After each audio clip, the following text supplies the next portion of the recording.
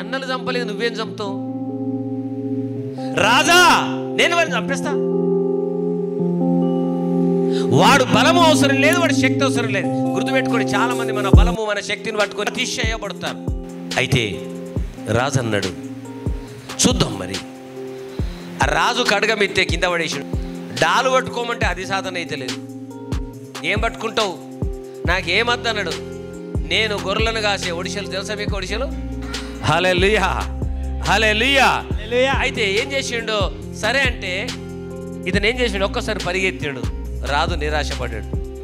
ఎవడో ఒకడు వచ్చిండు అనుకుంటే వీడు కూడా వారిపై అనుకున్నాడు. జాగ్రత్త తినండి, ఇది ఎంత అవసరం. పోలేడు, పారిపోలే, మళ్ళీ వచ్చాడు. ఎలా వచ్చాడు? పోయేటప్పుడు పరిగెత్తిండు, వచ్చినప్పుడు ఎలా వచ్చిండు? ఇట్లా ఊపుకుంటాడు. ఏం చేయాలి మనం క్రైస్తవులము? రాంగ్ వచ్చినాం కదా, పోయేటప్పుడు బైబిల్ చేత పట్టుకొని పాట పట్టుకుంటూ వెళ్ళాలి. Praise God. అయితే ఇతను చేసిన పని ఏంటి? ఆయన బలమును చూడలేడు, ఆయన హైట్ని చూడలేడు, ఆయన శక్తిని చూడలేడు. ఎవరిని చూశాడు? యేసయ్యను చూశాడు. సమూయేలుతో అదే అంటున్నాడు, ఆయన హైటు ఆయన బలమును అవసరం లేదు, హృదయములను పరిశోధించేవాడిని నేను సమూయేలు అని మాట్లాడుతున్నాడు. అయితే దావీదు ఏం చేశాడు? ఎట్లా చంపుతావురా అని అడిగాడు రాజు. మీరు చూడండి సార్ అన్నాడు. అంతే. వాళ్ళ అన్నలు భయపడుతున్నారు. వాళ్ళు ఏం ఆలోచించారు? మేము చనిపోయినా మా నాన్నకు అన్నం పెట్టేందుకు నా చిన్నోడు ఉంటాడు అనుకున్నాడు కదా. మన ఆలోచనలు వేరు, దేవుని ఆలోచనలు వేరు. ఈరోజు నీ స్థితిలో ఉండొచ్చు, రేపు ఉన్నంత స్థితిలో ఉంటాం. మన స్థితి మారనుగాక. అయితే ఎక్కడికి వెళ్ళిండు? ఈ రాజు అలౌన్స్ చేస్తున్నాడు. రే గొలియోత్, మా దగ్గర నుంచి ఒక యుద్ధ వీరుడు వస్తున్నాడు, ఇక కాసుకో అన్నాడు. ఈయనేమనుకుంటున్నాడు? నాకన్నా పైల్వాన్ ఇంకోడు ఉన్నాడు కదా, ఈయన అనుకుంటున్నాడు. అనుకోగానే ఎవడో రమ్మనగానే ఆడున్నాడు ఇంత అంతా, వాడున్నాడు 7 అడుగులు, ఈయన పోతున్నాడు. ఈయన అంటే వాడు నవ్వుతున్నాడు. ఏమన్నాడు? నవ్వు ఏమంటుండు తెలుసా? ఏమిరా నేను కుక్కనా, నా మీదకి ఎట్లా వస్తున్నావు? చీమను నలిసినట్టు నలిసేస్తాను నేను అన్నాడు. చీల్చి కాకొల్లకు పడేస్తా అంటున్నాడు. అప్పుడు ఈయన ఏమన్నాడో తెలుసా? వాక్యం ఎవరిలో ఉంటుందో వాళ్ళు మాట్లాడే మాటలు దావీదులో ఉన్నాయి. ఈ వాక్యం అంత ఎంతమంది, కొన్ని లక్షల మంది ఉన్నారు, ఎవరిలో వాక్యం లేదు. చచ్చిపోతాము పారిపోతాము, చచ్చిపోతాము పారిపోతాం అంటున్నారు. చచ్చిపోతే పారిపోయారంటోడు పరలోకం ఎత్తబడ్డాడు. 10 లక్షల మంది మందిరాన్ని కొని ఎత్తబడ్డలు కొంతమంది, అందులో నా మాట అగ్గినట్టు ప్రార్థన మందిరములు ఎత్తబడాలి. ఆమెన్. ఇది స్వార్థం కావచ్చు కానీ నా సంఘం ఎత్తబడాలి. దేవునికి స్తోత్రం. దాని కొరకే నన్ను దేవుడు పిలిచిండు కదా. అందుకని ఏడున్నా మీరు ప్రార్థన చేయాలా, మీ దశభాగాలు పంపాలా. ఆమెన్. నిన్న మేము వాక్యం చదువుకున్నాం పాస్టమ్మ, నేను నా కొడుకు పెట్టిన దేవుని దశభాగం దాచుకుంటే 5 అంతలు కలిపి ఇమ్మని చెప్పిండు కదా, లేదా? మనం చదవలే? Praise God. దేవుని దశభాగం అట్ట ఒక్కరోజు కూడా మన దగ్గర ఉండొద్దట. సరే, అది మీకు నేను వాక్యం చెప్తున్నా, అంతకు మేము ఏం చెప్పలేదు. అయితే అప్పుడు ఏమన్నాడు చూసి, అప్పుడు దావీదు ఏమంటాడో తెలుసా? సైన్యములకు అధిపతి అయిన యెహోవా పేరట నేను ఈరోజు మీరు నేర్చుకునే దేవుడు హృదయములు పరిశోధించే దేవుడు. కానీ దావీదు హృదయంలో లక్షల మంది, 10 లక్షల మందిలో హృదయంలో దేవుడు లేడు. కానీ ఈ దావీదు కుర్రోడు హృదయంలో మాత్రం దేవుడు ఉన్నాడు. ఎవరు హృదయంలో దేవుడు ఉంటాడో వాళ్ళ ప్రార్థన దేవుడు వింటాడు. Praise God. హల్లెలూయా. మీ హృదయంలో దేవుడు లేని ఎప్పటికీ నడు. అయితే ఈయన ఏమంటుడు?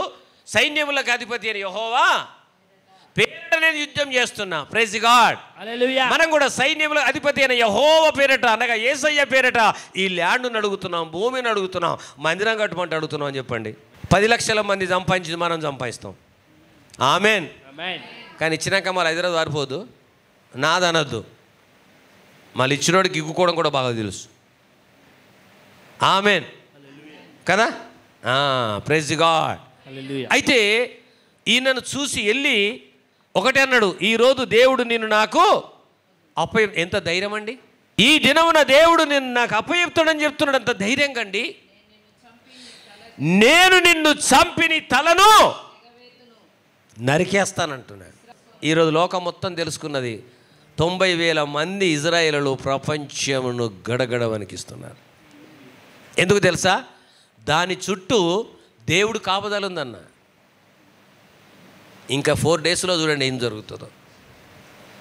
దేవుడు ఆ ప్రజలను అభిషేకించాడు, వారిని ముట్టకూడదన్నాడు. బైబిల్లో మాట ఉంది, ఒక్క వ్యక్తిని చంపితే 1000 మందిని దేవుడు చంపుతున్నాడు. దేవుడు వాళ్ళకు అలాంటి అభిషేకం ఇచ్చాడు. అయితే ఒడిశలు తీశాడు. గొలియోతు నవ్వుతున్నాడు, మరి పిచ్చోడా అని, నాకు మొత్తం కంచు ఉన్నది, ఎక్కడ తగిలినా రాయి పోతుంది, గీడ మాత్రం కొట్టున్నది. ఇలా తింపి కొడితే ఎక్కడికి పోయింది అది? నేను కాదు కొట్టింది, ఎవరన్నారు? దేవుడు. దేవుడు దేవుడు కొడితే గురి తప్పుతుందా? చెప్పండి. దేవుడు ఆశీర్వదిస్తే గురి తప్పుతుందా? తప్పుతుందా? తప్పదు. దేవుడు ఆశీర్వదిస్తే సమృద్ధిగా ఇస్తాడు. రాయి పోయి తగిలింది, పడిపోయాడు. ఆయన పడిపోగానే వాడి ఊరలో ఉన్న కత్తిని తీసి వాడు తలకాయ కోసేసిండు. కోసేస్తే ధైర్యం కూడా కాలే కదా. కొంతమంది రక్తం చూడగా పడిపోతారు. Praise God. కొంత రక్తం చూడగానే అని పడిపోతారు. ఇకేం చెప్తారు మీరు? దయ్యం. Praise God. అవునా కాదా? ఆయన ఊరలో ఉన్న ఏంటి కత్తిని తీసి ఆయన తలకాయ నరికేసాడు. మీకు అర్థమవుతుందా? యుద్ధం చేసిందంతా ఎప్పుడైతే దేవుడి మీద ఆధారపడ్డాడో దేవుడే యుద్ధం చేసాడు. దేవుడే ఆయన యుద్ధం చేసి నేను శక్తిగల దేవుణ్ణని ఆయన చెప్తున్నాడు. అందుకనే ఈ సమూయేలుతో అంటుండు, అయితే యెహోవా సమూయేలుతో ఇలాగు సెలవిచ్చెను, అతని రూపమును అతని ఎత్తును లక్ష్య పెట్టకు. నువ్వు ఏమాత్రం లక్ష్య పెట్టకండి. మనుషులు లక్ష్య పెట్టు వాటిని యెహోవా లక్ష్య పెట్టాడు. ఏ దేవుడు ఏమాత్రం లక్ష్య పెట్టాడు? ఎందుకు తెలుసా? దేవుడు ఏం లక్ష్య పెట్టాలో దాన్ని దేని లక్ష్య పెడతాడు? హృదయమును లక్ష్య పెడతాడు. మరి ఈరోజు మీ హృదయం ఎలా ఉందో చూసుకోండి ఒకసారి ప్లీజ్. మీ హృదయంను కడుక్కోండి, వెండిలాగా బంగారులాగా కడుక్కోండి. ఈరోజు ప్రభు మిమ్మల్ని కడుగుతున్నాడు. మొదటి దినవృత్తాంతం 28:9 చక్కని మాట ఉంది. సొలొమోనా, నా కుమారుడు నీ తండ్రి యొక్క దేవుడైన యెహోవా అందరి హృదయములను పరిశోధించువాడును. అందరి హృదయములను పరిశోధించువాడును. మొదటి దినవృత్తాంతం. ఓకేనా? అందరి హృదయములను పరిశోధించువాడు. ఆలోచనలన్నిటినీ సంకల్పములన్నిటినీ ఎరిగిన వాడనై ఉన్నాడు. నీవు ఆయనను తెలుసుకొని హృదయపూర్వకముగాను మనస్పూర్వకముగాను ఆయనను సేవించుము. ఆయనను వెతకిన ఎడల ఆయన నీకు ప్రత్యక్షమగును. Praise God. హల్లెలూయా. దేవుడు మనకెప్పుడు ప్రత్యక్షమవుతాడు?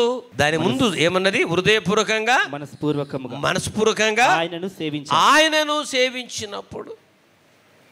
టైంపాస్ చర్చికి వచ్చినావు అనుకో, నీకు ప్రత్యక్షం కాడు. నా సంఘము, మా సంఘము, మన సంఘము. మీకు అర్థమవుతుందా?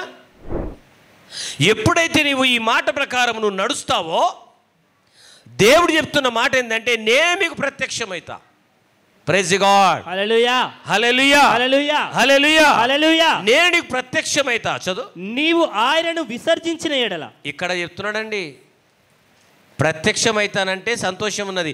నీవు ఆయనను విసర్జించిన ఎడల ఆయన నిన్ను నిత్యముగా త్రోసివేయును. అర్థమైందా? ఎప్పటికీ నిన్ను త్రోసివేస్తాడు. ఈరోజు నీవు ఆలోచించు, నీ హృదయంలో దాచుకుంటావా, విసర్జిస్తావా? ఆయన మాటలు నమ్ముతావా, విసర్జిస్తావా? నువ్వు నమ్మితే నీకు ప్రత్యక్షమవుతాడు, నమ్మకపోతే నీ ఆయన ఎప్పటికీ నిన్ను తృణీకరిస్తాడు. అమ్మా, అయ్యా, ఈ వాక్యం ద్వారా మీ హృదయాలు కడగబడాలా? లైఫ్, మీ జీవితం చేంజ్ కావాలి. ప్లీజ్. ఎన్నో గ్రామాల నుంచి వస్తున్నారు, పట్టణాల నుంచి వస్తున్నారు. మీ అందరికీ ప్రైజ్ గాడ్. హల్లెలూయా, హల్లెలూయా. హృదయాలు కడగబడాలా, హృదయాలు కడగబడాలా. నీవు ఆయనను విసర్జించి నిత్యము త్రోసివేయును.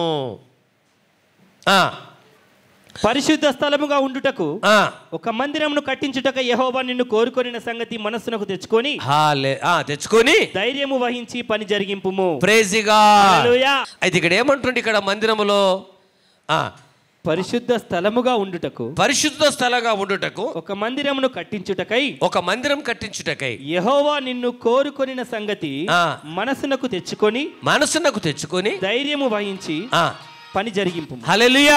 ఈ వాక్యం ఎత్తి మీరందరూ ప్రార్థన చేయండి. మీ ప్రార్థన దేవుడు వినాలంటే మన హృదయములను పరిశోధించేవాడు చెడు చూపు, చెడు మాటలు, బూతులు, సొరసొక్తులు ఇవేమీ లేకుండా హృదయంతో ప్రార్థించే